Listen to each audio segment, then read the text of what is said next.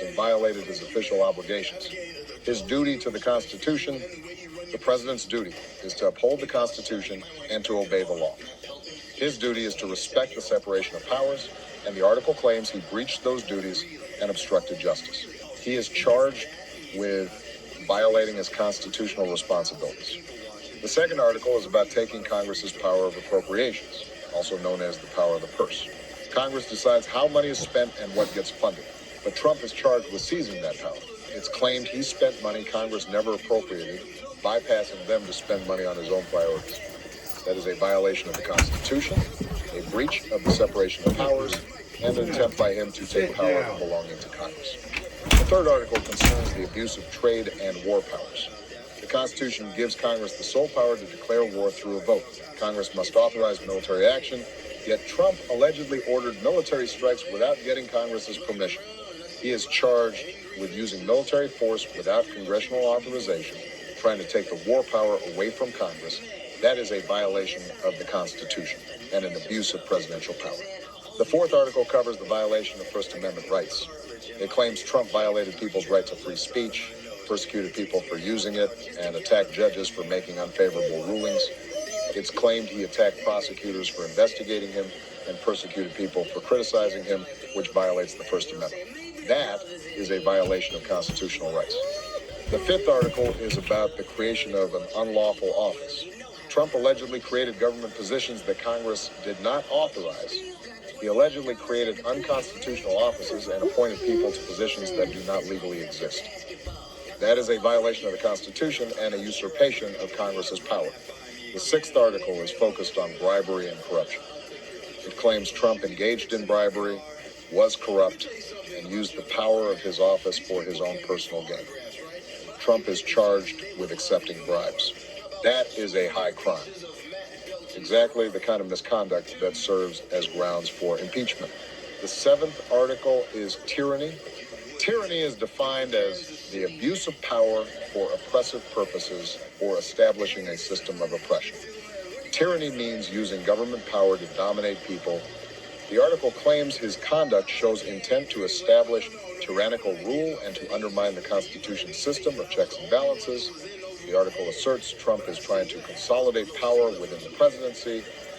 The article claims he is trying to undermine democracy. That is tyranny. And it's important to note, these articles aren't just political criticism. They are formal institutional charges brought by members of Congress using the constitutional process of impeachment. They are stating that Trump committed high crimes and misdemeanors, that he is unfit to govern and will remain a threat to the Constitution if allowed to remain in office. Those are serious charges, the kind of accusations that justify removal. Now, let's discuss the legal status of these articles. House Resolution 353 was filed as a privileged resolution. A privileged resolution means the filer can force a floor vote without permission from leadership or the Rules Committee scheduling it. The person can simply demand a vote. And on May 13th, 2025, Banadar filed a notification that he would offer it. House Resolution 353 is a privileged resolution that began a countdown, starting the process. Unless leadership blocks or delays it, a vote could be on the table. Now, let's shift to the contempt issue because it's equally crucial. Judge James Boasberg handed down a court order. Boasberg's order was clear. Asylum seekers were not to be deported.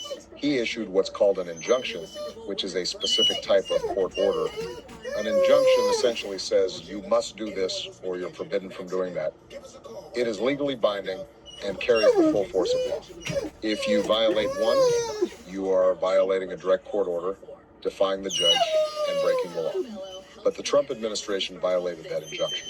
His administration deported asylum seekers, directly violating Boasberg's order.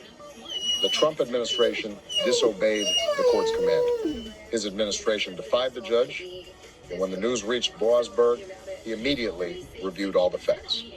He concluded there was probable cause to hold the government in criminal contempt. Probable cause means there's enough evidence to suggest a crime was committed.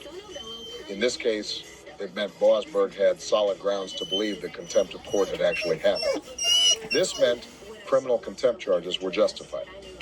So Boasberg gave the Trump administration a deadline, saying, fix this violation or face contempt proceedings. He basically said, comply with my order or I will hold you in contempt. That's a serious threat with very real consequences. This was no empty warning. Judge Boasberg has the authority to find people in contempt and the power to levy sanctions. He even holds the power to put people in jail for contempt. Now, let's discuss the wider pattern, as this is far from a one-time event. The Trump administration was consistently violating court orders and repeatedly defying judges.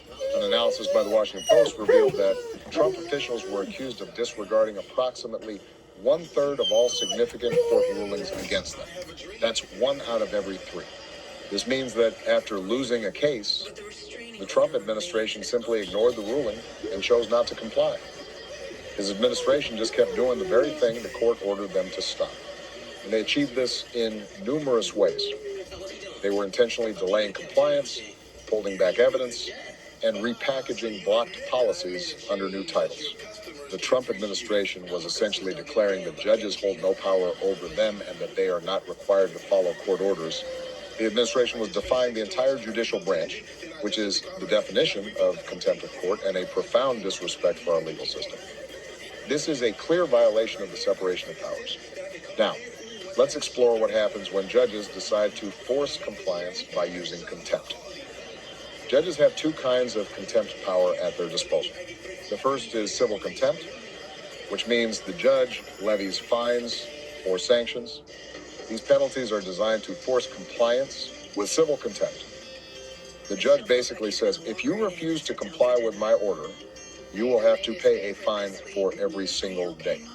Civil contempt involves escalating penalties until the individual complies, and it can even lead to jail time. That means jail time until that person complies. So if the Trump administration fails to obey a court order, a judge could say, all right, you must pay $10,000 a day until you comply, or $100,000 a day, or even $1 million a day until you do. That is civil contempt in a nutshell. The second type is criminal contempt. This is when a judge punishes someone for breaking the order. Criminal contempt means the violation itself is considered a crime. The person can be fined or jailed as a punishment, which can mean serving jail time as a penalty. The violation is treated just like any other criminal act. A judge can find a person in criminal contempt, sentence them to jail, or refer the matter to prosecutors. A judge can determine that a crime has been committed and then refer the case to the Justice Department to be prosecuted. The Justice Department can then decide to prosecute, file charges, and that person could face a trial and ultimately be convicted. Someone could face jail time.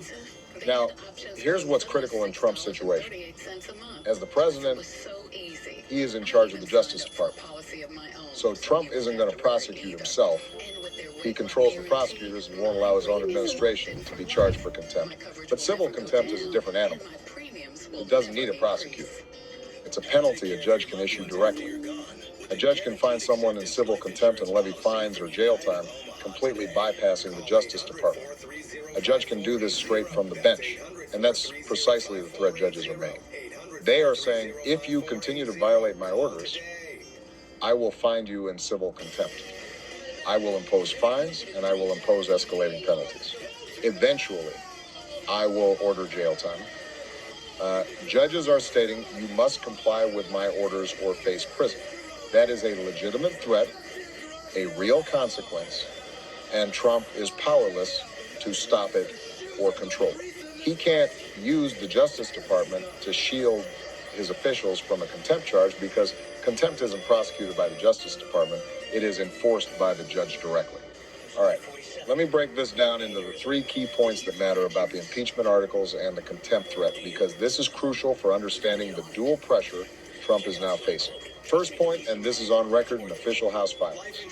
Representative Shri Thanedar introduced House Resolution 353 on April 28, 2025, which lays out 7 articles of impeachment against Trump, including obstruction of justice, usurpation of Congress's appropriation and war powers, violation of First Amendment rights, and the creation of unlawful offices, bribery, corruption, and tyranny, alleging that Trump's behavior shows an intent to establish tyrannical rule and that he will continue to be a threat to the Constitution if he is allowed to stay in office. This is not some casual complaint. This is a formal institutional indictment using the constitutional power of impeachment. Second point, and this is equally grave, Judge James Boasberg issued a finding on April 18, 2025, that probable cause existed to hold the Trump administration in criminal contempt for deporting asylum seekers against his prior court order. And a Washington Post